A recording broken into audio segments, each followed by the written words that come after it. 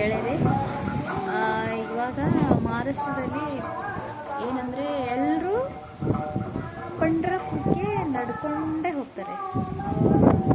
ಇದು ಮಾಡಿಕೊಂಡು ನೋಡಿ ಬರ್ತಾ ಇದ್ದಾರೆ. ಮತ್ತು ಯಾವ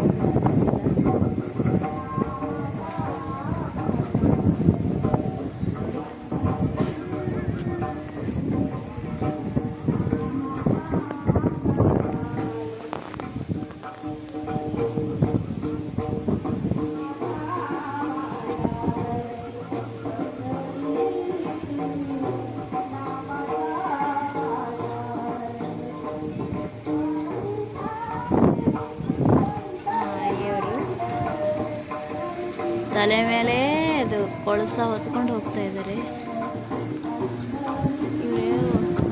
ತಾತ ತಾತ ನೋಡಿ, ತಾತ ಅಂತೆಲ್ಲ ತಗೊಂಡು ಹೋಗೋದು. ಹೀಗೆ ನಡ್ಕೊಂಡೇ ಹೋಗ್ತಾರಂತೆ ಪಂಡ್ರಾಪುರಕ್ಕೆ. ಸೂಪರ್ ಅಲ್ವಾ? ರಥ ಚೆನ್ನಾಗಿ ಅನಿಸ್ತಾ ಇದೆ, ಸೂಪರ್ ಇದೆ.